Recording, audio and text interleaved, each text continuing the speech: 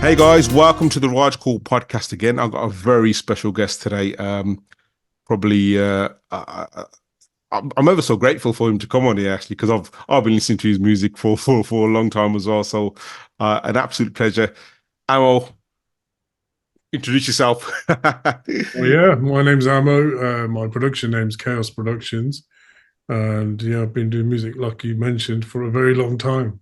Yeah, Yeah, absolutely. So when did you when did you start doing music?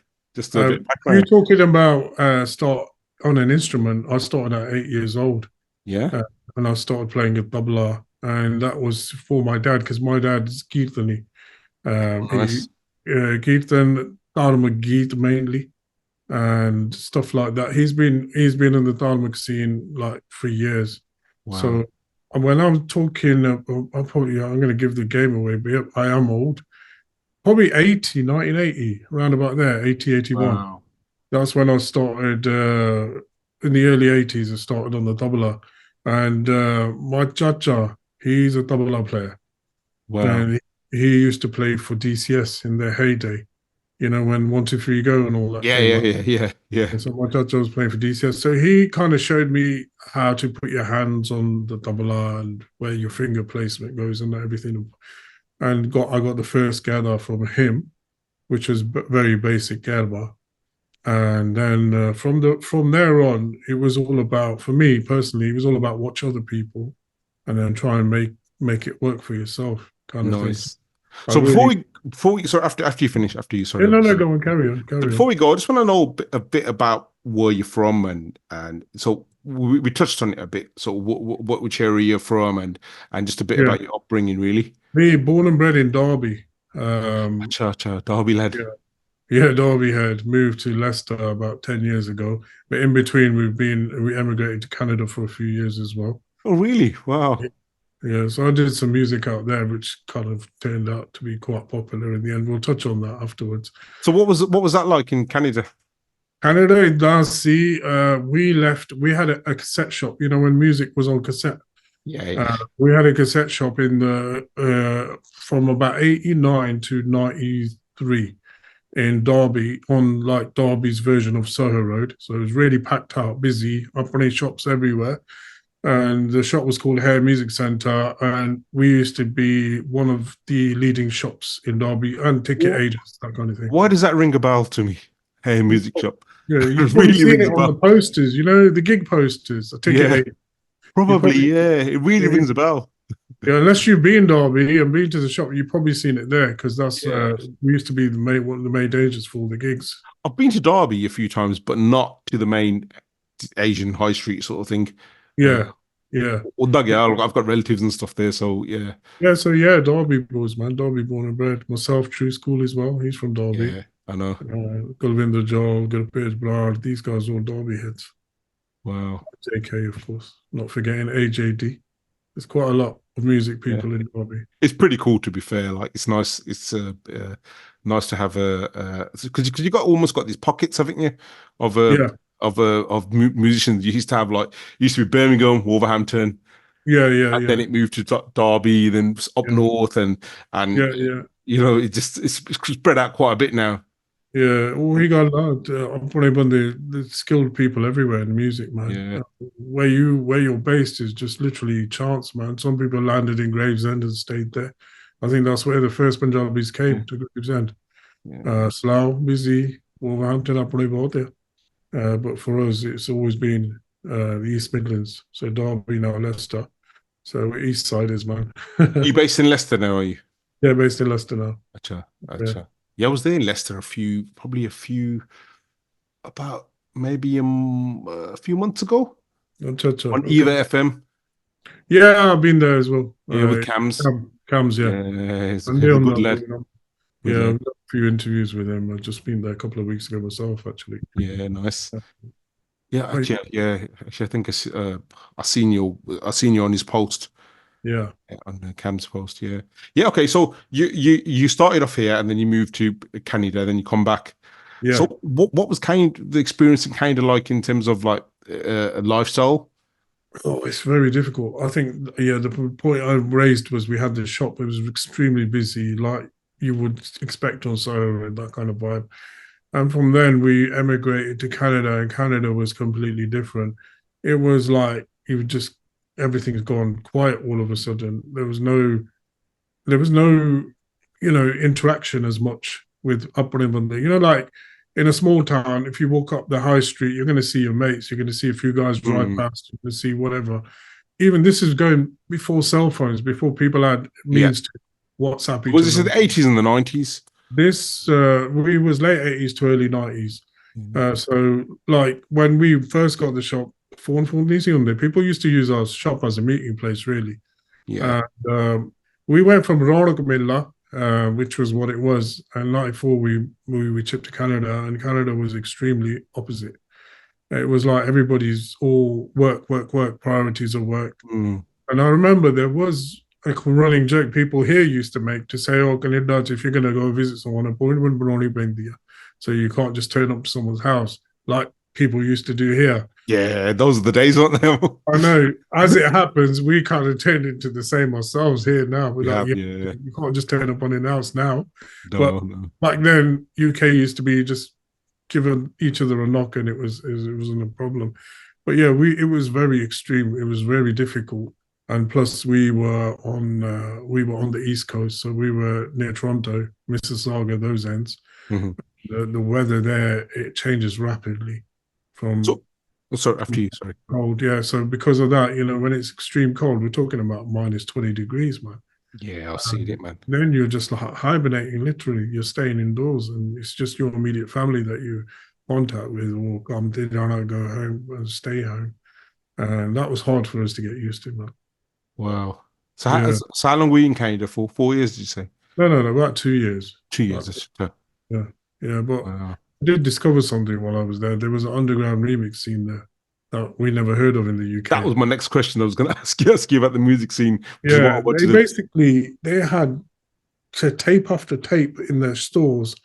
And I was like, I've never heard of this, never seen this before. And they were all like remixes. Bollywood was big and Punjabi. And there was some top names that turned into Bhangra producers like DJ Sanj.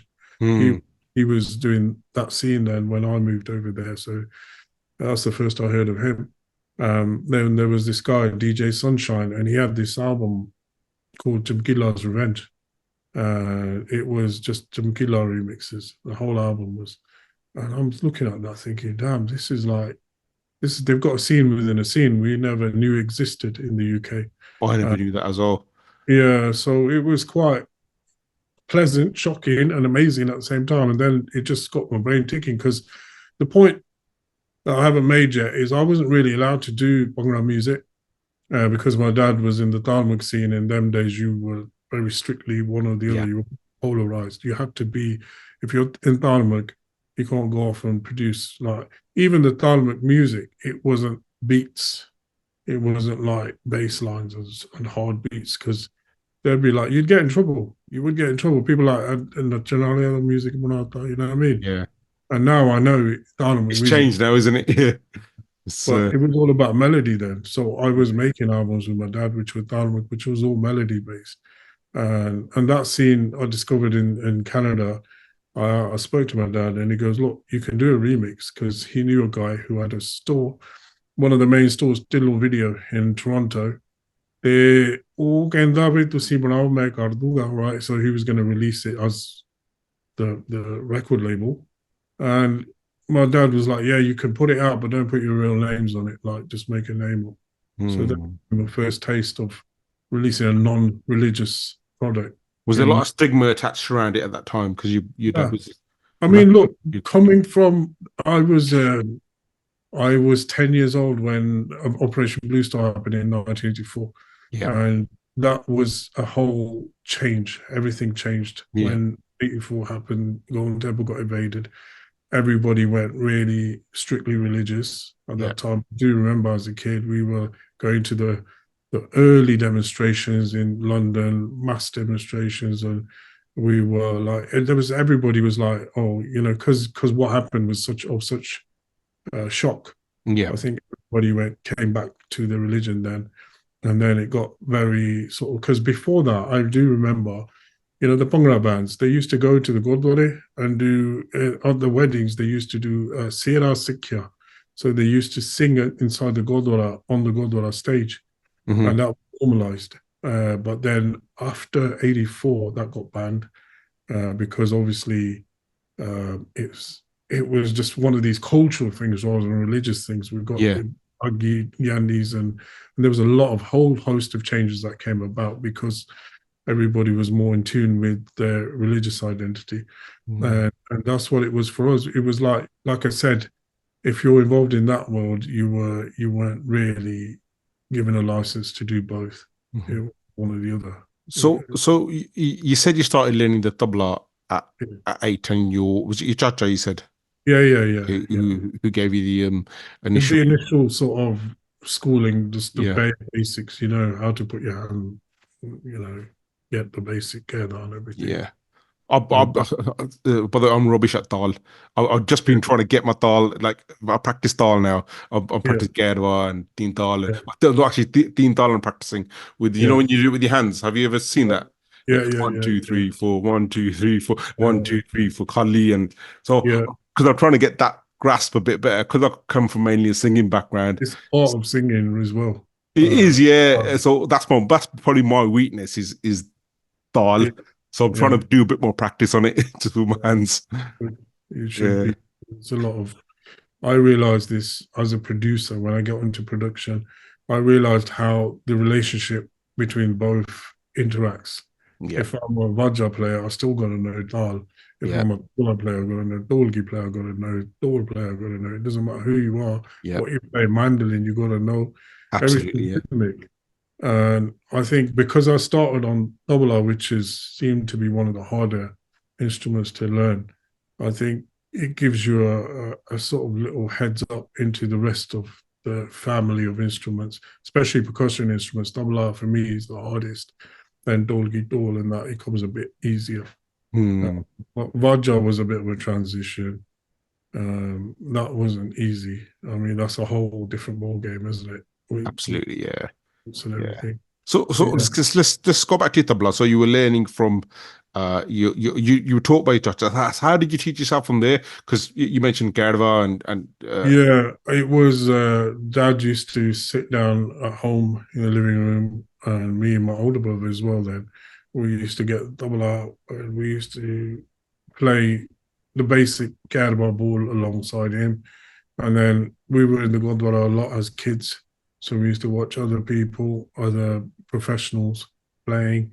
And then I used to think, okay, that's an advanced version of what I'm doing. So what's these bits that he's playing in between? So I started working it out in my mind. And one of my main tools was actually VHS tapes of Nusrat Fateh Ali Khan.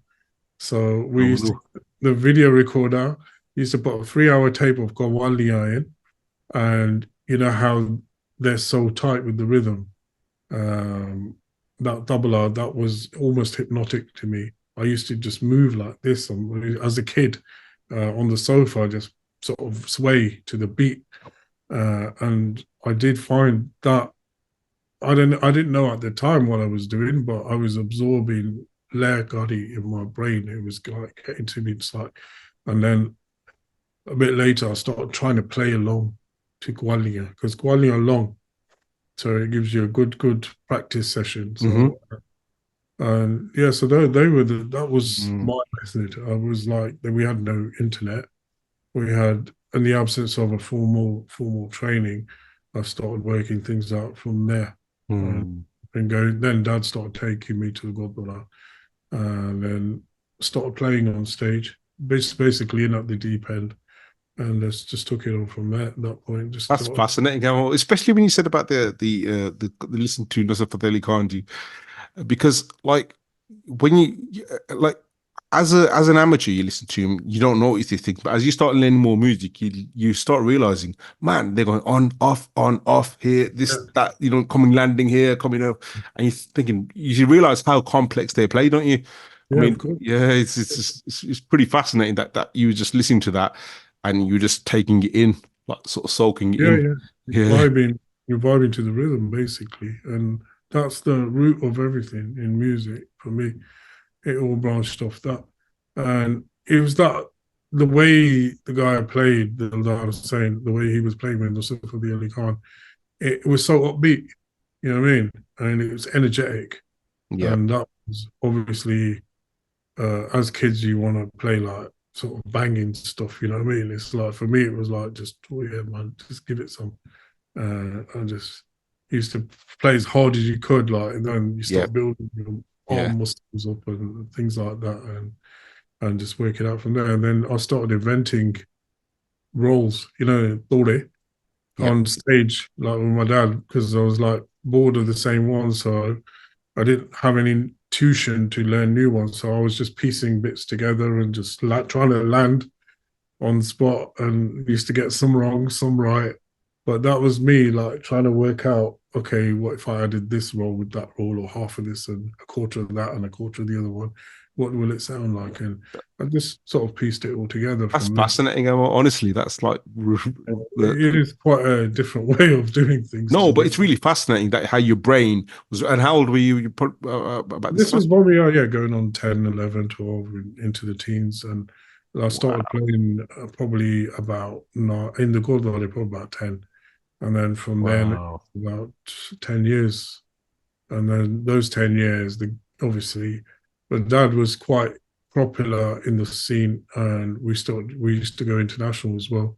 We went Norway a lot, Germany, Austria, US, Canada. So many places where just for the Gurdwara Kirtan programs. And then when you're going abroad, they would expect you to do like 3 hours. So you get your right. practice, you know So what I you mean? actually learnt on the road, really, On the didn't you? road, yeah, yeah. Yeah, My practice sessions were okay. I used to play at home, but you know, when you're just staring at your four walls, it's a yeah, bit different.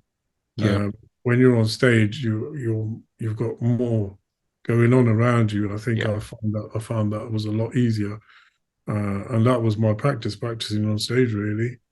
That's Uh, phenomenal. That's a totally different way because, like, no, it's not a different way. I tell you why. Because I've got a friend who's a guitarist, and he when he practiced, right, when he learned guitar, he mm, learned it same as you. He was at college, but they were yeah, given assignments to like their assignments at college was to sort of play together and band, and so they just sit in a studio all day yeah, practicing jamming to songs and stuff and jamming to Oasis and things like yeah, that. That's how he learned. So when we're discussing music and stuff, and he says, man, like what I do is really boring. mm, So so when I practice, I do sort of Polte, doing Polte on a tempo, increasing it, and it is really boring. Do you know what I mean? mm, So I wish had a bit more of that, because you need other musicians with you when you're doing that, and sort of you don't always get that. So yeah, it's nice that you had that, and it's pretty fascinating. yeah. I mean, in them days, I used to think I wish I had a formal teacher, Yeah, and actually, I did get a few lessons a bit later on, from teachers, but I realized that it's not for me. I did yeah, by that at that point I was like, I'm too into just being inventive and just creative. jamming in it and being Yeah, just creative. jamming. And I'm Yeah, like, I don't know if it's right or wrong, but it sounds good. yeah, So I just carried on that way, and then that branched on to other instruments, because when I started making, with my dad, I started making his albums, Thalmuk ones, and it all happened accidentally, man. The first time we went to a studio, I was with my dad, and he had booked a Tar Jatha, and he was going to record them. So they were going to come in. He booked the studio, £10 an hour back in the day, I remember, and it was a studio in Warsaw, and we were waiting, and they just didn't show. There were no shows, and then the engineer goes to my dad. He goes, "You sing? Why don't you just make your own album?" And he goes, "Well, we don't know how to do the music or anything." He goes, "Oh, your lad plays instruments. It won't be that hard. I'll help. I'll help." So in a way, in a weird way, my ustad was John. His name was. He was a guitarist for the Bhangra band Roshni. And when he told my dad, he goes, "Okay, so let's have a go. We'll have a bash. What's the harm? We're paying for the studio time anyway." And he kind of showed me the ropes of what things are. And in them days, being a studio engineer was very highly qualified. Yeah. role. There's nobody you could walk in off the street and work a Yeah. studio. Now things are simplified. It's a different scene now. But it was like the inside of a space shuttle, you know what I mean? Switches, buttons everywhere, Yeah. data, everything. You don't even know how to switch it on. So he was the one that was guiding me because he was in the Bangla band. He knew the elements to layer a Punjabi song. So he knew that the dolki, dol, tabla in their songs, the keyboards, bass, and chords. He knew the basic structure. So he was guiding me, saying, "Oh, put a piece in here, put this in there," and then that's when I started on the other instruments. I was like, okay, let me see what this is all about. And my first efforts were pathetic, obviously. It was first time you do something, it's like, Yeah, of course. looking back to it now and it's cringe. But that was me learning the fundamentals of being a music producer and putting a track together. I didn't realize at the time. And don't forget, this is at a time where there was no computers. Yeah, no doors. We were recording on reel to reel. And that was audio tape, and that was a 16 channel mixer. So there was no cutting and pasting instruments. I had to play every instrument start to finish live, real time. You make a mistake, rewind, start again. How old were you then? Sorry. I was probably 14 then, 15. Man, Amo, that's phenomenal, dude.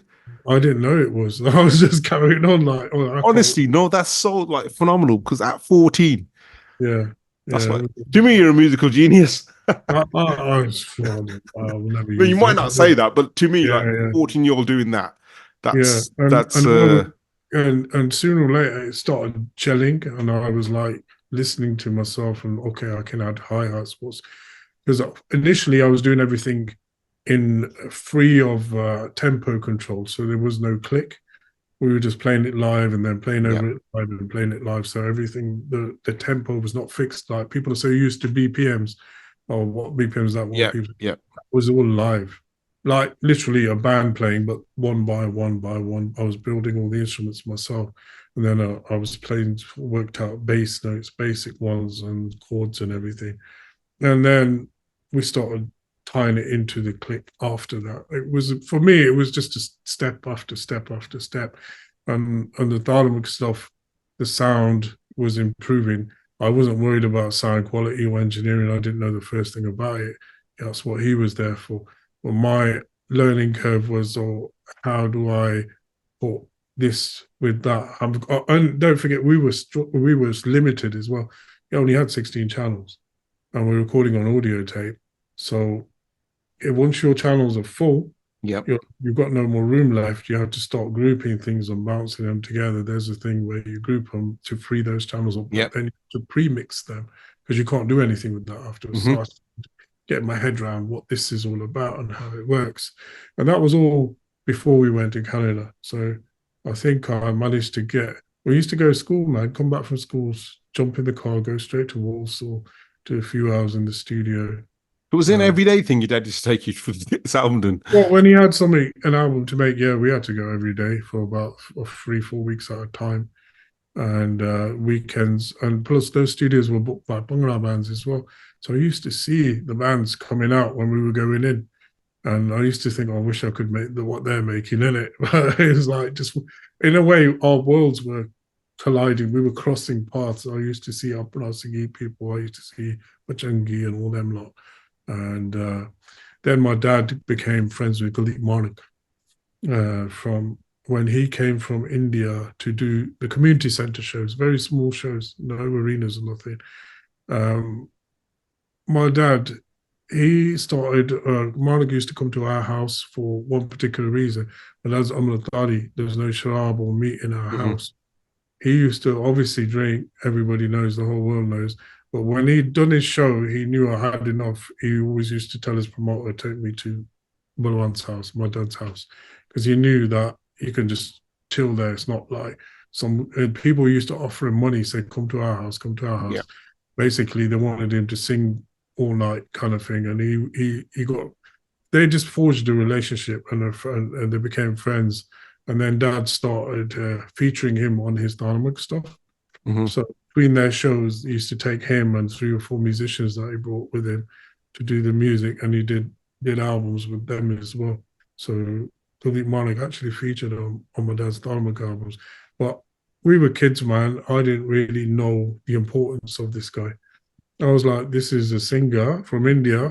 I had no idea. I'm sat there watching him work, sat in his studio, about 15 years old, and I see this guy writing his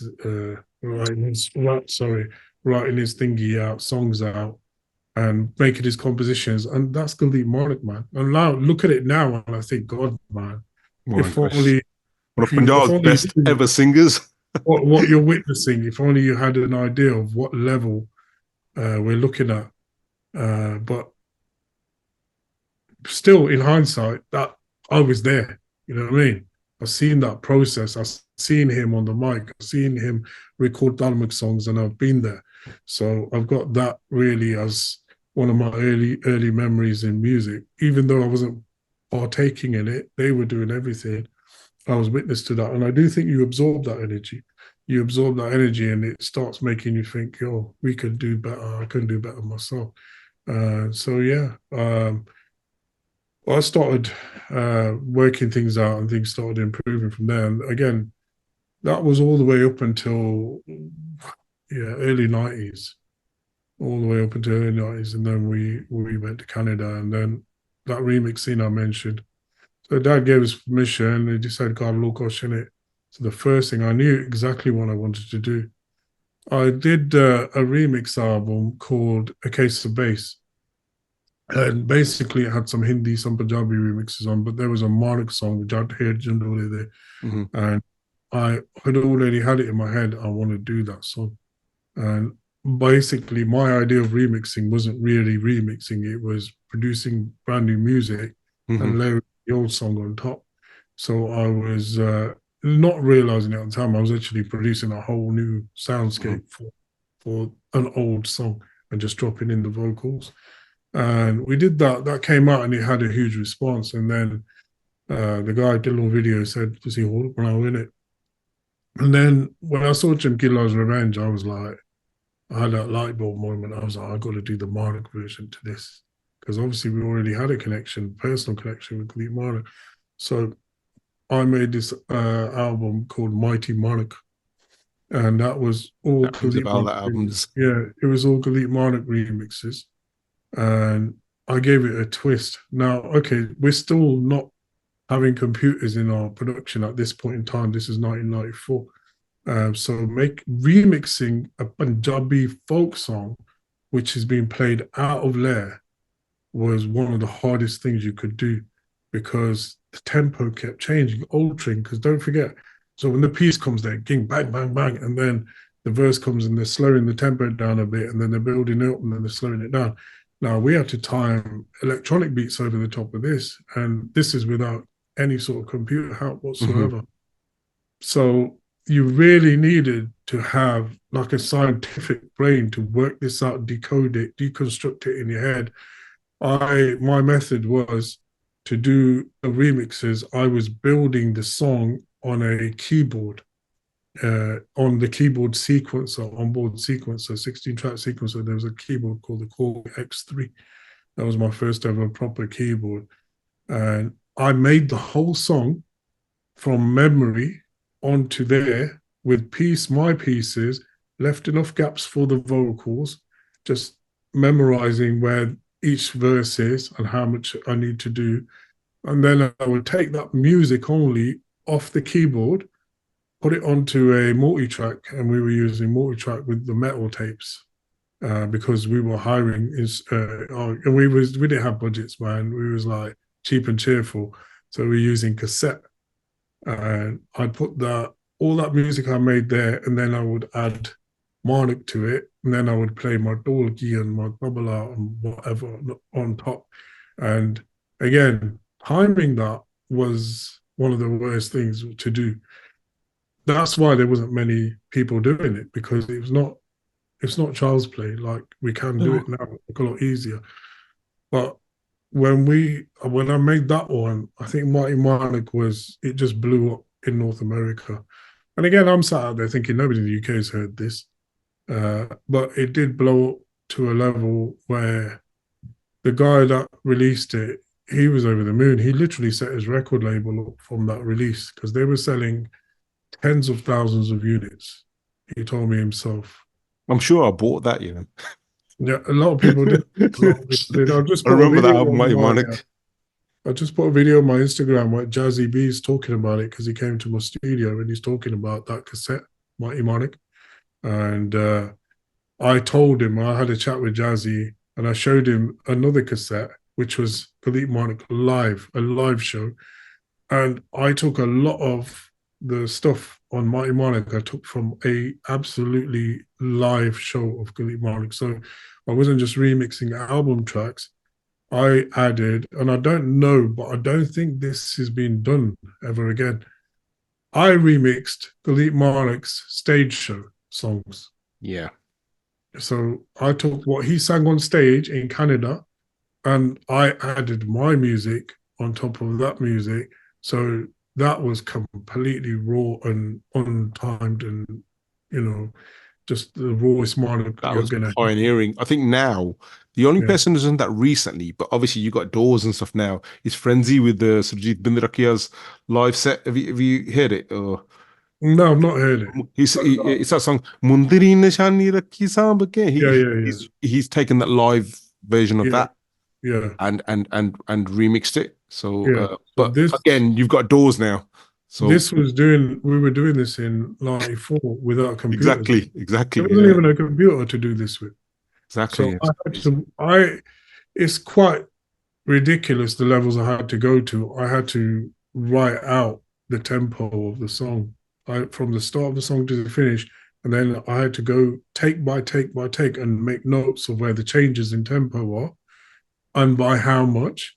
And then I do a live drop of the song and change it manually by hand with the fader. Gosh. Did you That's have to what. sort of did you have to put a click on and work out the BPM? But there was no BPM to these songs. There was no structure of BPM. It was changing a lot. But So you had to work each section. You had to yeah, work out some sort I of had to work out.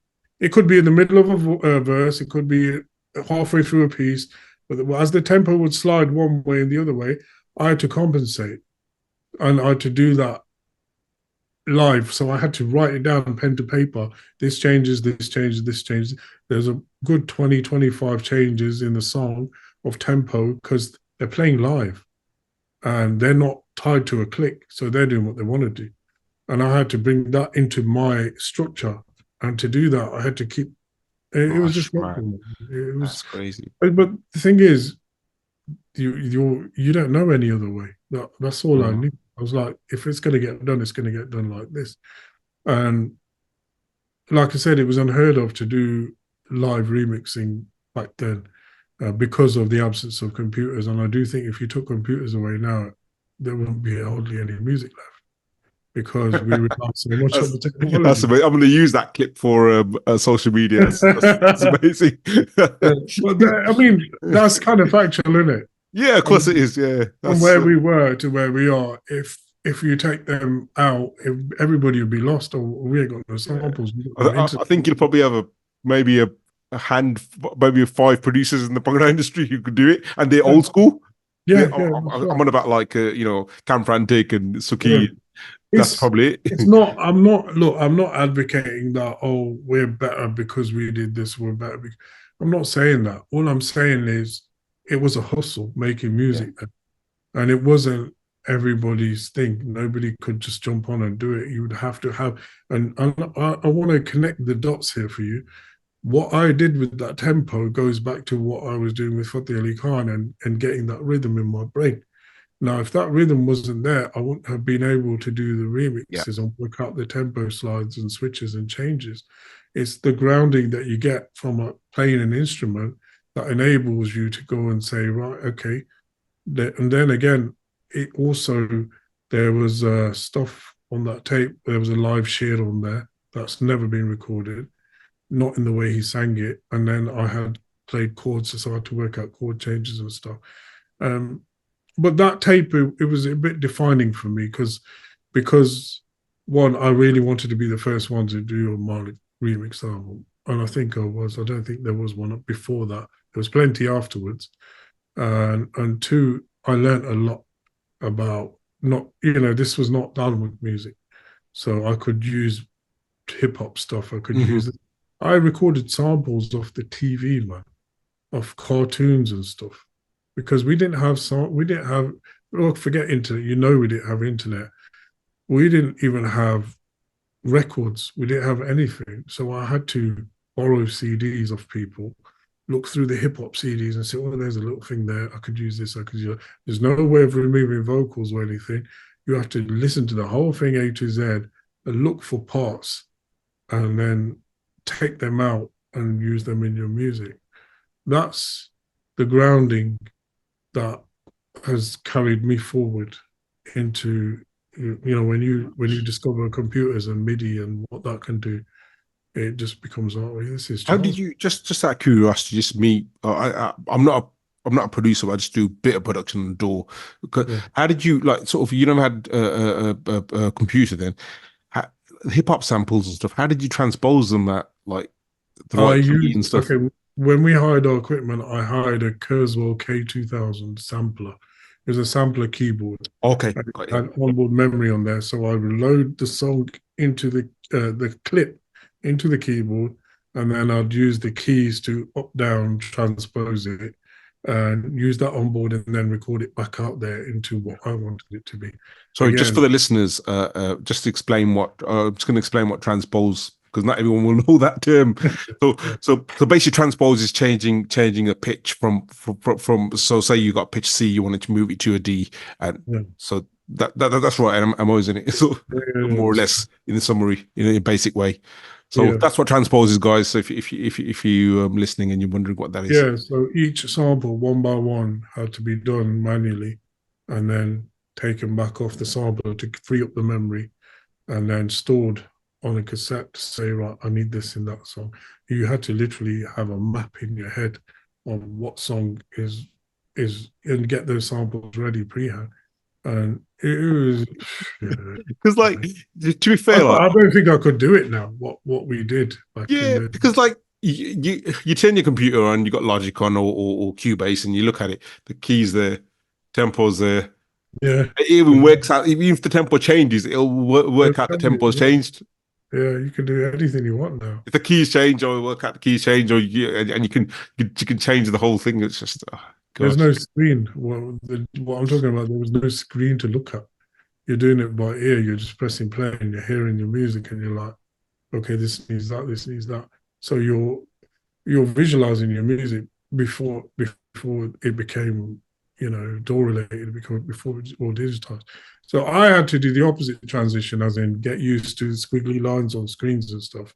yeah. And it took me a bit used to, like, what is this new world here? But I did have a break. So when we came back from Canada, about 95, I think, Bangla scene was on fire then in the UK. Jazzy B, everybody, Natural Records were firing, PMC, everybody was killing it. And I still had that desire to come into this market, and I still wasn't allowed to. We had to forget about the fact that we've done these big remix albums. But I did come here and realize that they made it to these shows.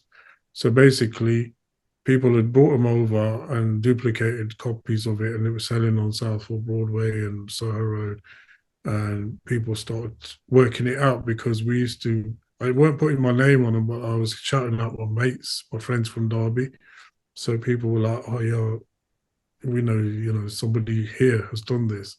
Mm. Uh, but it didn't change the fact that Dad went back to the Goldwalla circuit, and I was still sort of unable to penetrate the UK bungalow scene in any meaningful way. I wasn't allowed to do non-dialogue stuff still when we came back. So I think in 2004, that's when Word is Born came out. That's when True School, I know my Sook. We know of each other. We used to see each other a lot around Derby. There's a little bit of an age gap, but yeah, I remember him coming to my house and playing the double R and stuff as well. And that's when he dropped Word is Born. And for me, The that was a game game changer, changer. game Game, changer album. That was exactly, game changing album. I was like, damn, he's just come out with something fresh and it sounds so good. And he kept saying to me, he goes, "Look, man, you've got all this talent. What are you doing with it? Why don't you do?" I goes, "I can't, man." It was about Dad's not let me do it or whatnot. He goes, "Got to get into it, man. He'll be all right. He'll chill out. Don't worry, just do it." And then he kept dropping his albums and he started pulling me into the scene again and showing me his setup. Used to go around his house. I was there when Joel Bullion was recorded. Uh, so he was like, he knew what he was doing. He was giving me a taste for it, so I'd want it even more. Uh, yeah. And then in the end, we came on board as Kaos Productions was born in 2009.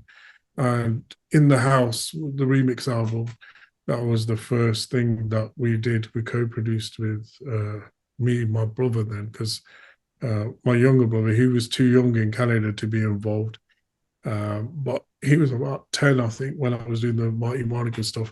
But by the time we came back and we settled here, he knew Suki as well. He was friends with him. So we did Case of Base as a sorry, not Case of Base. We did Chaos Productions as a unit, two brothers. And yeah, In the House was the first Chaos Productions. That was when people thought we were started, but as you can tell now, I had this whole history before that. Yeah. But That's phenomenal, phenomenal. Yeah, can I just ask you one question before we move on? Have you got just for my own thingy? I'd love to. Have you got your dad's Dharmic albums, the original ones you did? I've got copies of some of the songs. Yeah, Yeah, I'd love to listen to them if you can. Are they available digitally or? no, they're not on Spotify, iTunes, or anything. Some of them were released by EMI. Released one of his first ones, Iqdar Babinarik. That I had nothing to do with that music. I was too young. Hmm. The DCS boys were on there. Raju and Bala, the guitarist, bass and lead, and my chacha Amo Hayer. That was when he was in the band Hmm. DCS. And then there was various musicians from different bands involved in the production of that album. And it came out on EMI. And in them days, it was actually a big look because there was sales. There was a lot of sales of even Dharmic stuff. And it actually hit their top 10. EMI's weekly top 10, as Wow. the tape did. And that wasn't uncommon. When Patta Patta Singha Daveri came up with Answer, we had the shop then. That smashed it Yeah, silly. that was everywhere. That was. Yeah. So it wasn't a case of this is Dharma getting going to sell. It was just if it's good, it's good. And yeah, so he had one with Oriental Star Agencies, a few of the record labels. Um, I think the ones I made, they were sold like at the Godore only, really. Okay. I'm more And interested in those because, like, the way yeah, you described the album, I just want to hear, wow, this is how it was. Because you've described the yeah, whole process bit by yeah, bit. I'd love to actually hear it and say, wow. yeah, Yeah. yeah. I can send you those. But yeah, Yeah. that was that again with the before computer time, just working melody out, and I managed to get my training doing that in melodies as well, in rags and how to keep the piece in the rag and even go out a rag and come back in on the Yeah. same thing. I listened to what bands were doing in the 80s, and a lot of bands were doing this. They would start a song in Saring Mm. and the lyrics come in and it's in Berry. And it was all deliberate. Mhm. So it's about flavor changing. And I didn't, like, again, because of a lack of formal training, I didn't really know what was going on, but I did know that that key is an odd key that shouldn't be there, but they've put it there on purpose. And Accidentals, they call it's them. adding something to the song. Yeah. So I managed to work that out. And then obviously you start watching top ruggies and duggies and even listening to music as well. Alarp, they were very technical. Alarp, Mm. very good if you wanted to learn music. You listen to Alarp, you could pick up a lot of things because they're the early band Alarp, they were superior. It's a shame that whole musicalness has gone from Bhangra right now. Yeah, It's yeah, do you yeah, know what I mean? The melodies and stuff like that. They've yeah, actually absolutely. they've That gone. was a special thing, man. Mm. Having violins in a dancing Bhangra track. It was like with Hira, Diamonds from Hira, the pieces are played on a violin, and you would never think to use a violin now in a Bhangra song, especially a No. tempo one. Yeah. But I think they did it because creativity was on a high, and plus they they weren't folk back then. Early 80s was not folk Punjabi No. music. It was fusion music. Yeah, absolutely. Azad was one of the pioneers for that. Yeah. Azad's album Kabaddi, using saxophones, clarinets, all sorts, All man. of it was up until probably the late 90s. Hmm. A lot of it was I would say dominated. I would say 90 to 93. I would say when Jazzy came. Mm. Jazzy came on the scene, Jazzy B. I do think he brought a wave of folk Yeah, really. he did bring that folk, but then you had like sort of it was dying out, but you had Sahotis, was it Decade and stuff like that, Yeah, and yeah, yeah. Dobby Dance So Nation and their first album, Gidda very electronic, yeah, and Beat, very electronic, and Ishq, very yeah, electronic. But lovely. that music's evergreen. The stuff they made, it was engineered so well. And they were doing that on stage as well. I used to go to the odd Bhangra gig. Again, I wasn't allowed. Used to sneak out and go to a couple, but to just stand on the balcony staring at the instruments, looking at the musicians, thinking, damn, how did they do that? And they were sounding exactly the same from tape to stage. But you knew it was live because the stage they would add certain things in there, like Yeah, do songs that are not on the tape and cover yeah. versions. But they were shockingly good. And I just think that, yeah, we have lost something. We definitely have. Yeah, definitely. I mean, I don't know whether Ruby's told you about the Bangla Museum thing she's doing. So she's collating all this information and all the bands and stuff. So she's doing Yeah, like a website. This is off topic, a yeah, website where it's got like an index of every UK Bangla artist. I'll show you right. afterwards. It's not live yet. She's building that. It's Yeah, a yeah, massive index, like every single Bangla artist in the UK, the ones we know of at the moment. Obviously, there's gonna be more added and stuff. yeah, Even like one hit people. So we're just yeah, adding them all in there, and she's yeah. working hard at that. So yeah, Yeah. I think you find that interesting. That's good for preservation, man. People should Yeah, remember. absolutely. Yeah, it's called the UK Bangla Museum. So she's doing that, and she's interviewed quite a lot of really good artists. To be fair, yeah. So Yeah, that'll comment on. But there's only like it's only her doing that with two other people. So right. there's only so much you can do, like so much time. Yeah, Yeah, yeah, yeah, yeah, interesting. Yeah, yeah. But back to sorry, back to your music. So, and just a quick question. So you were saying that you learnt about the rags and melodies. yeah. Was that with your dad? You learnt that part of it, Yeah, I mean, the keys and stuff. I was listening to everything on stage, absorbing it. But when I had to go in the studio and play pieces, music pieces, that's when I realized that there's only certain notes you can use. Mhm. So I was doing it all blind, basically. I was like, okay, this song has got a family of notes to it attached to it. Anything outside there sounds wrong. Yeah, So I was playing it by ear and then working out, okay, so this is my 6, 7 notes I can use, and then working out again. This comes back to Lergadi making pieces. It's yeah, still rhythmic. Every piece was repeated, like Punjabi music generally is. You play a piece, you play it twice, yeah, and I started working out the differences between that one and the other one, and so on and so forth, and the tempo and the relationship, how I would have to catch it, and I would have to give the Torah for my dad to come back in. So I was working it all out, sort of under the hood kind of thing, whilst making these albums. Um, so for me, that was that was the rag tuition really. I was looking at it thinking, "Oh, this piece don't sound right. What have I done wrong? Okay, that note shouldn't have been there." And just replaying it and correcting it myself. to be fair, Um, that's an art in itself because I've seen production where like uh, no names mentioned or anything like that. And I'm not out to sort of embarrass anyone like that. What I mean is I've seen producers production done where you know that the guys just played something in order. yeah, yeah, yeah. Yeah, do you know what I mean? And it sounds really amateur, sort of amateur, Mm. if that makes sense, because the guys always put a beat on and he's got chords on, but the chords don't go with the vocal. Yeah, and there's another thing as well. When you're playing lead pieces, there's an expression to it. Yeah, It's little flicks and stuff that you do that add character to that music piece. And this is like advanced levels. yeah, Um, I kind of learned that again, listening and watching and being like, okay, because when I was listening to DCS, they had a different game. They were using like pitch bend, like Sahotas were. yeah, yeah. like this. I was Yeah. like, oh, this sounds way different to what everybody else is doing. And then again, like I mentioned, the violin, with Deepak Kazanji's music, I was listening to his and thinking, oh, what sound is this then? How's he got this? What's he layered that?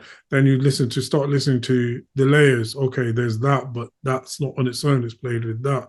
So Mm, that's get a collective sound. Then I discovered layering. And that was a game changer in itself because then you could stack different keyboard sounds up and make a brand new sound that is yours. It's not being used before because you've just put strings with a piano with this and that, and you've come up with something totally different. And discovering that for yourself, it's painful, it's painstaking. It takes time, but if your brain is wired up in that way, you will get there. And I think I've been gifted with that from day dot. I do feel you come. I'm saying this based on I'm seeing 10-year-old kids smash it like Voice of Punjab and these Indian shows, Indian Idol. I'm like, oh, they're barely 10 years old, man, and they're smashing the vocals out like, on yeah. point. Crazy, I'm crazy, isn't like, it? you have to be born with something to do that. Yeah. God, they haven't been on the planet long enough to learn what it takes to do those things they're Yeah. doing. So I do think that you are born with some kind of gift in some kind of area. It could be anything. It could be painting or Yeah. whatever it is. And I feel like if you can discover that and sort of sharpen your skills, that's probably, when you say hobby turned job, you don't work a day in your life if your Yeah. job is your hobby. And I think for you to discover yourself in that way, that's a blessing, man. So that was And the question. That was my next question. Actually, was so in your opinion, nature versus nurture, which you said it's mainly nature, isn't it? Like yeah, I doing do the think art. so. I mean, a bit of both would be good as well. Yeah. But if you like, I use this now because I'm managing an artist now, so I've gone into a different scene altogether. And one thing I've noticed is the differences in singers mainly is their stage presence. And what Hmm. is stage presence for me is how they own that stage when they climb on it, how they can get people's attention, how people look up to them as this is something big, something special. I Hmm. do think that in my experience, I don't think anybody's been taught that. I don't think you can teach that. What the Like, stage presence? You mean? yeah, Yeah. having that walking on stage and just like giving off this energy that, yeah, I'm the artist, center of attention. Here Yeah. we are. Like, it's not just a case of confidence. People are confident, but I do feel there's something extra going on when it comes to music artists on stage. Yeah. And there's some are extremely engaging and some extremely talented in the studio, but when they set foot on a stage, Yeah. they just cannot hold that attention. Um, there's so many angles. I just even now I'm learning, man. I'm discovering this that in this game now, a lot of people are hitting me up saying, "Oh, Budgie, want to do a song? We want this, we want that," and I'm looking at, I'm thinking, do you have the character and the mannerisms to be a singer? It's not just the vocals anymore. Mm. There was a time where banging vocals were enough.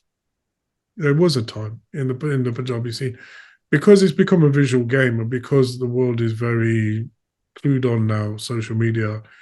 I do think that it's become more about the complete package and Mm. entertainer, so to speak. And I do think the stage is a huge part of that, which is something I was thinking before it had nothing to do with us. What's it got to do with me? But now I'm thinking it has because that's how you scope out a person's potential as Mm. a singer. Now, it's not for me to say you're going to make it or you're not. Who am I to say that? Hmm. You have the worst song in the world and it might blow up. I think we've seen it happen before. Yep. So it's not that, but I think who you want to work with. Do you want to work with the best singer or do you want to work with the person with the most potential to be a hit singer? And sometimes those are not the same. And Absolutely. Yeah. 100% agree with that. yeah, Yeah. I think it's important to recognize that because Mm. I'm a huge fan of the Salims and the Sadhu Skandars and Yeah. Sabbaths of this world. But in a popularity contest, Yeah. sure, AP Dylan, Sidhu Yeah. Musa, and all these Yeah. other. Like, And the you other thing is, see what I'm saying? Like, yeah. the kalakari in terms of singing, that's my first love as well. Like I love proper singers like who can do amazing things with their vocals. But it's a business now. No, you're so right. And the other angle I was about to say to that is a lot of these singers, they might be the best singers in the world, but they got no social media experience. Yeah, So, and without social media these days, you're dead already. yeah, You yeah. know? It's true. Yeah. People, especially in this country, you know that there's been millions and millions of discussions about what happened to the UK. Why is it so poor Mm, now? Da, da, da. Who knows in reality? I just know that, you know, things changed in singing, and I don't think a lot of people caught on to that early enough. I just mm, what you just mentioned there is a huge one. If you don't have online presence, and not just that, that doesn't mean just post your dinner every day. no, Yeah, something that musical in it, like and yeah, engaging be the engaged, audience. yeah, be active, be engaging in a positive way. I just feel like that's a tough battle to win without the social media on your side. Mm, And again, this is something you can learn just by watching other people. You don't have to fall in the same hole. You no, can see what's going on around you, and absorb that. And but again, it's not for everybody. How hard is it for people like us from our generation to whip out your phone and take selfies and take pictures? Mate, there was a time I just could not bring myself. I was dying for a picture with an artist, and I would not bring myself to ask him for a photo because I thought, oh no, no, I'm going to look like an idiot. You know what I mean? And yeah, that's second nature. Because what? Because the job demands it. If you want to be relevant, if you want to be part of the industry, if you want to be noticed, if you don't have that content on your phone ready to post, then you're going to be struggling, man. yeah. It And the is other that. thing you've got to like not only post as I think as you were saying, you've got to be yourself as well. So you can't pretend to be someone else. Yeah, yeah, You can't, you know what I mean? So yeah. There's it's got to be pitfalls relevant to everywhere, yourself. man. Music's it's a lot harder now. I feel than it used to be. It, It's I do. harder, but it's well, I think it's been made more accessible because you've got, you can put your music out, but there's so Yeah. So much more noise. if I spin that back to you, because it's more accessible, more people are doing it, more Exactly, competitive, makes it harder. exactly, So, yeah, and again, there's so many skill sets involved in being an artist. You have to be a little bit of an extrovert, or you have to pretend to be. I'm not an yeah, extrovert. I'm an introvert. I yeah. don't really like the light shining on me, but I know now I have to stand on the stage beside my artist and do a performance. I do what I need to do, and my 8-year-old experience of going to the gurdwaras in front of a crowd of people have helped me to change from that environment to this environment. Have helped me now. You can put me in front of 100,000 people. I won't. I'll be fine. But don't put me in the center of the stage. That's not my place. I'll be on the side of the people all day long. Yeah, That's what I mean. There's still the introvert's still there, yeah, but I've managed to climb and progress on that to a certain level where I can have this conversation. Where yeah. there was a point where this was a no for me, but I've progressed because I've learned a lot and absorbed the right energies from the right people. To be fair, Amber, this has been conversation been like a masterclass for me. Oh, It's honestly, I learned so much from you, bro. So thank you. I was going to say just before we carry on, how much time have you got? Because I don't want to keep you too long because I can talk for hours. So because I'm well, so yeah, interested. not to be to be too boring, but yeah, 10-15 minutes more is fine. Yeah, Jaltika. So we carry on from okay. I'm not going to keep. So we carry on from when you did your production part, when you did in the house. Yeah, Yeah. So what was the experience doing that? And were you already sort of at that point? I'm assuming you're really accomplished now in your I art. wasn't. I was in a new scene altogether. I was really accomplished at doing what I was doing, which is Yeah. make albums. It is total different fish now. I Yeah. did do remix albums before, and this is a remix album. But what was alien to me is, like I said, these screens and these squiggly lines, and what the hell's this? I don't know. I had to get my head around how do you use MIDI? How do you use this? So I had to go on another learning curve. Like that, this is what people use to make music now. I had a bit of an absence before in the house. I was just off working and just away from music. But now it's called me back in. My friend True School, he literally pulled me back in, kicking and screaming in a sense. He goes, just do it, man. He goes, you need to be involved. He goes, there's not enough of us Derby people. He was really big on getting Derby heads involved.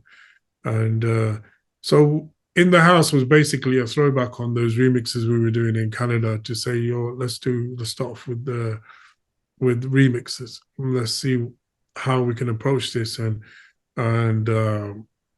so that album was supposed to be a really quick thing. It was supposed to be like, we're going to do it in a few weeks, get it out the way, and then work on other stuff. It's because you know what happens? Your mindset changes straight away because you know people are going to say, oh, it's only a remix. Because it's not original vocals, they don't understand the difference. They think, oh, that's easier to make than something else. Mm-hmm. But isn't, so to speak, from a producer's perspective, because if we're not singing an original track, we're not singing the remix, we're still putting the same work in. Because, like I mentioned, our remixes are not of take song one and song two and mix them together. We're producing things in there. We're creating sounds and creating beats that belong and that bang with this. And it's just as hard as making an original track. You could just replace all those vocals on In the House with a vocalist, and you've got a brand new album straight away. If you So think about it, I think it's even harder because you can't have any. You got to sort of break away from the original as well. So you got to yeah, keep that in mind as well. Otherwise, it's going to sound too much like the original, yeah. The whole especially what point you're is, doing. yeah, present it in a different light Yeah. and engaging. To we were trying to take 70s folk and keep it relevant. I think keep people hearing those words. Gurdas Man, Surinder Shinda, Dalip Man. I just think for us it was like it's not even my generation, believe it or not. Some of mine, mostly my dad's. But it was like this stuff is too precious to lose, and we were having these thoughts in Mm, 2009, and I believe that it's at least now with Chamkila's movie coming out, we're still talking about these singers, which is great, which is what mm. I wanted from day one. Don't forget these guys, because what will happen was slowly the color would die over time. People didn't realize the brilliance of these people that did it, that did what they did without the tools that we have. They didn't have auto tune. They didn't have retakes. They didn't have. Khalid Malik told my dad the story about GT Rorte, the song. It was done in one room with one mic in the middle of the room and 4/5 Saji in one take. That's GT Road that we still listen to. That's how it was recorded with one microphone. Imagine that now. I mean, That we is can't even dream crazy. about doing that. In one take. So the song was done in what, 5 minutes? It's shocking. But that's again for me, it's preservation. In the house was just trying to shine a light on those guys. That these guys are the forefathers. They're the reason we exist. We still do. That's why we don't strive. We don't stray too far away from folk music Hmm. because it is the foundation. There's an argument for people saying, "Oh, you've got to progress. You've got to go with the times." But I always say, "Well, who's the guy that's dictating what the times are?" You know, Yeah. that I- why can't we dictate our own times? I want to do this, so I'll do it. You do what you want. Listen to what you want. You know, we're lucky enough that we've still got people wanting to hear what we're doing. that's So exactly. If there's an audience, then yeah, why so stop? if we started doing like non-dissy music, because I know you can see there's a notable absence. I think you'll agree that our Sarge in songs are dying away. You're not hearing Dorky and Yeah. Double and Doors and Well, like they've actually gone. Bumby. They've actually Yeah, gone. The kind of scenes killed it. To yeah. be fair. There's no of our original instruments left. Even in They still India, call, India kind of, but the odd Bhangra song comes out, but yeah, they're still called Punjabi songs, but Punjabi just words like yeah. yeah, Musically, exactly. there's Yeah. no Punjabi left. No, not at all. And to be honest, I feel like we would carry on doing what we're doing just for that reason alone. That Yeah. at least now there's a new generation to try and inspire so that we still have those instruments exist. Because at some point they won't exist. They will cease to exist. There won't be no need for a dolki or a tabla or whatever in Punjabi because Punjabi music is just being diluted beyond recognition. Punjabi Mm, music, not all about the vocab, I'm all yeah. about the music. Um, it's something for us to think about. We're the people that think about things like this. It's like, yeah, trends and what trends by definition are temporary things. Hmm. Really study foundation, yeah, man. We have to keep looking after that stuff. And Absolutely. we have to the best way we can do that is by producing more of it. Yeah. No, Yeah. it's phenomenal. So I just want to take you to the last section. So, Yeah. what's it been like as a manager and a mentor? Because I know you're managing and Well, mentoring Deesh. that was a whole different ball game. She came, and again, there's time for all these stories, but she came and knocked my door in 2019, just before COVID, the year before COVID. COVID was 2020. 2019, I get bombarded all of a sudden, email, comments on YouTube videos, and like messages from friends. Oh, there's this singer that wants to work with you, and I was like, "What's this?" I instantly like I'm a cautious guy, so I was like, "What? You know, what's this all about? Where's this come from?" And then I read the email. Da, da, da, my name's this. I'm from London. I want to do. And I was like, okay, I want to come to your studio. I thought, no, my studio's at home, man. I don't just call people to the studio. You got to scope it out. You got to Yeah, keep of your course. family together. So I said, let's meet. We met at a neutral place, Bullring, Birmingham. And then I spoke to her. And my first question, and I'd already had her send a video of herself singing. My first question was like, what somebody would ask me, where you been? Like, you're clearly you've been on this earth long enough. Why have I not heard of you before? Hmm. When you drop songs, why haven't you worked with other people? Why have I never heard of you? And again, it's the mirror, isn't it? That's what somebody would ask me because I was in the Dharmic scene for so long, come out in 2009. But then there's this whole like, where were you before? So she had the same story. It was her parents, like very strict, and they were keeping her. And she was allowed to go and sing in the Gurdwara, or she wasn't allowed to do nothing else. So I was like, okay, the similarities here. She actually accidentally found one of my interviews. I say accidentally, the iPad she had in her hand slipped and she's pressed a button. My interview pops up. One of the interviews that I tried to get removed. I tried to get it removed because I thought it was too long. It was a good hour and a half long. I was like, nobody's going to watch this. This is going to be embarrassing. And again, it was like this. It was telling the whole story start to finish. And she saw that interview and got in touch. So that was the reason. Well, we were sat there having this conversation. And then she goes, oh, by the way, we're both born on June the 6th. I was like, what? We share the same birthday. I was like, you know what? By this time, I started connecting with higher frequencies, energies, that kind of thing. And I was like, maybe this is a sign. Who knows? So I was like, okay, let's get in the studio and see what we can do. Got in the studio. My first thing was the format for people to enter this industry is they spend thousands making a song, making a video, and putting it out there, getting it on with Asia, getting it on BBC Asia Network to try and get a show. Let's not do that. Let's do what I think you should do is you sound to me like Warren Cordy got glimpses of her vibe. Let's do a tribute. And I'll film it on my phone. I'll produce it, 3, 4 songs, merge them together and see what happens. We did that. And she was new. The accounts were new. She had like 26, 28 followers on Twitter at the time. We put that video out there. I got a call from some guy a few weeks later. Bro, I'm calling you from California. My sister's getting married and I want to book your artist. I was like, what? I thought it was a prank straight away.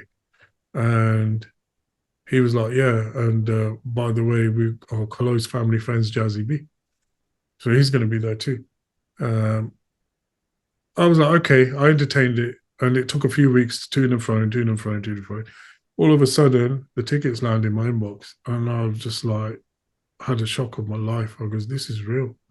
We're literally going with an artist that's never released a song, never released anything, to California to perform. Someone else is paying for everything. And we're going to meet Jazzy B there. That's when I realized that music's changed, man. It's not all about what it used to be.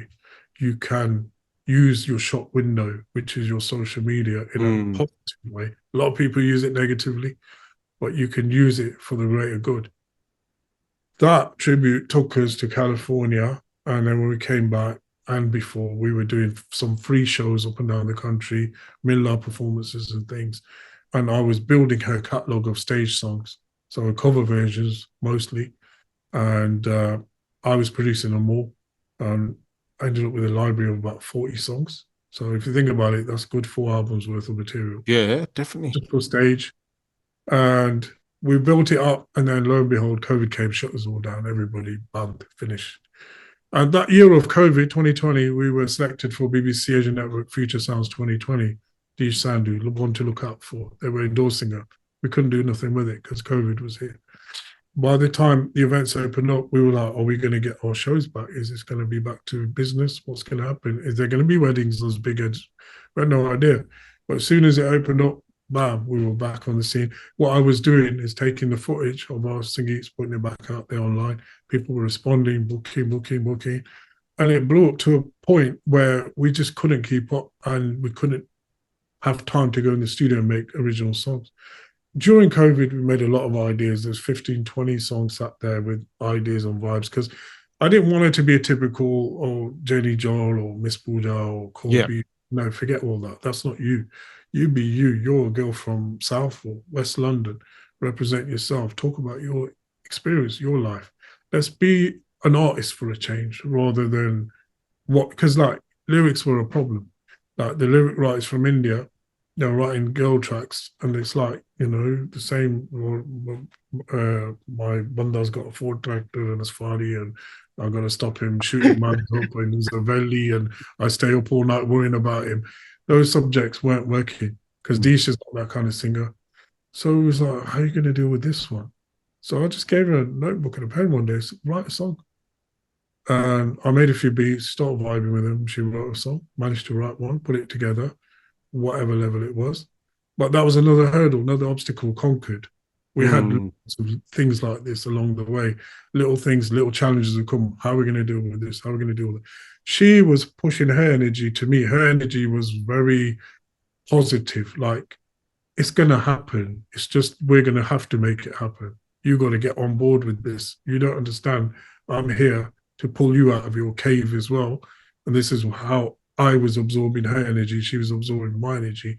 And we both grew. She learned the music side of things, how to stand on the mic, how to hold a mic, how to sing.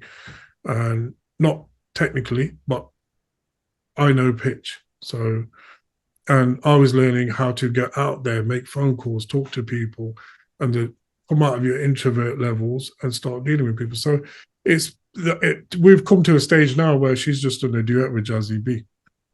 Now, for a UK-based female to do a duet with Jazzy B, it's never happened in history. Jazzy B has done duets before, but not UK-born. Nope, no. And to be featured on his album, I just think there's a lot of people out there that wish they could trade places with us. So we're not just lucky; we worked so hard for it. You can see it, bro. Honestly, we have literally worked our asses to the bone, to the point, you're doing a show in Scotland one day, next day you're in Romford. We're driving 8 hours, 9 hours, middle of the night, stupid hours, spending hours and hours in the studio. No, that's not right. Do it again. Vocals, do vocals 3 or 4 times over. For me, scrapping songs. That Bullia track with Jazzy B, that's an 8.5 minute song. In this day and age, who does that? No. And how do you keep it interesting? There's literally 3 songs in one. That's almost an EP worth of music in that whole song. And we have to do what we have to do. So we're so focused and determined. And again, this has come from her side. She's injected this focus to me. So this drive, it's going to happen. And the other night, it was Jazzy B's launch party. And we're there backstage with the guy. We're taking pictures with him. And I'm still in shock. I've met so many artists. For me, with that guy, he connected us back with our roots, with our folk music. He's like the Galik Malik, the closest thing the new generation is going to get to a legend. He's been on stage for over 30 years, right? That night, he had the whole room. And you think about it, he did that 30 years ago. So for us, that is an iconic person. And for that person to have us on board, we must be doing something right. And we're doing it day in, day out. We're working on it. We don't give up. We don't stop moaning. We don't complain. We don't look at other people. We don't have secret accounts to spy on other artists. We don't do none of that. We're just focused on our craft, our art. So again, so much after this entire journey, I've told you, now this is a new path, a new journey with new challenges and new things to do. So I can say, like, I've had moments where I thought I was done with music, but music wasn't done with me. So I'm I still here. love that. I love Yeah, that. so I'm still here for that reason. I know there's stuff to do. I personally have not put an album up as Kaos Productions ever. There's stuff to do. I have to do that. I have to do Deesh's stuff. We've got a video shoot this Saturday. So that's off the back of Jazzy's Hogia. We're done. What we're doing next, what we're doing next, what we're doing. Mm, And that's the hunger and the drive you have to have, and the work ethic, second to none work ethic you have to have. And you've got to deal with adversity. You've got to deal with problems. You've got to deal with negative energy. You've got to deal with stuff all the time. And you come out stronger, man. And I feel like I've lived that life. So I can say that. And it's not stuff I've read on a quote somewhere. mm. Me, Haldebitia, I've literally been through this myself personally. And now I feel this year, the way this year started, we did an event with Young Singh, Deesh's first ever club show. She literally, first time ever, sang live with live double R all and live keyboards. And she didn't even have proper stage monitoring. So I know now that we're onto bigger things now. We're onto things that, for us, bigger than what we've done before, not bigger than next man. We don't really get to that. Like I said, it's not, again, that's cliche, but you're competing with yourself. It's about how can I better myself? How can I Yeah. better what I did last year? So, yeah, management has taught me a lot. It's taught me a lot about how the industry works and about how people view certain artists and certain things, and about how much you have to break that door down because nothing's going to get handed to you. We have never had any favors. That Jazzy track was not a favor. Jazzy B is not the type of artist to put anyone on his album as a favor. We earned the right to be there. And that is a lesson for us and for other people. You got to work on yourself to that level where you are invited in because you're that good. And I think, again, there's going to be no end to this. It's an ocean. It's just never. We're going to just keep going, keep improving, and grow stronger. I'm just going to finish up now. So that the whole point of this podcast is basically in the pursuit of musical excellence. I was going to ask you about that, but you summed it up right at the end. You got to work harder than anyone else to get anything. that. You can be a sportsman. It's the same deal. Yeah. You can be a boxer. You can be a football player. Whatever you choose to do, you got to look at who the best is, and you got to be like, well, I'm getting there. I'm getting beyond that. You might not, but if you don't have the mindset, you definitely will. You don't think like a champion. You have to have that goal in your mind. And I've learned this. I was not this person. And I'm talking about 3-4 years ago. Not many years ago. Only 3-4 years have I started manifesting things. Deesh actually manifested the track. She went on live radio. They said, the question was, what's your dream collaboration? She said, I want to do a collab with Jazzy B. Well, there was no track in the pipeline. There was no idea it was going to come. It manifested. And that's the power of what energy we put out into the world. We do it the right way. That's how powerful it can be. And I just feel like I've learned. There's lessons there for all. Like I said, lessons all around us. Negative stuff teaches you a lot more than positive stuff. Absolutely, yeah. Once you're getting bigged up, there's like you can't let that go to your head because where are you going to go from there? If when they already put you on a pedestal, say, where are you going to go from that point? So I always take it I appreciate the fact that people enjoy what we do, but I also know that there's so much more. You know what I mean? And if I don't think like that, then slowly but surely you start melting away into that egotistical world of I'm greater than everybody, so I don't need to try anymore. But we're not going to let that happen. And that's Absolutely. Not how you should approach anything in life. You know what I mean?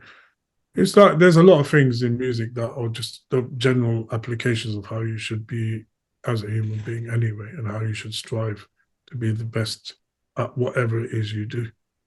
So 100%. yeah, Absolute pleasure talking to you, Emma. you too, Absolute bro. pleasure, You yeah. too. No, So thanks for having me on. one last thing I was to say, where can people, because this podcast is not just for Punjabis, I want it to go out to like any musician, anyone who loves music around the world. So where can people catch you on Yeah, we're on the social media? social media. Mine is at Kaos Productions on all sites, but mostly we use like Instagram, Facebook. And Deesh Sandhu is Deesh with the number 6, Sandhu.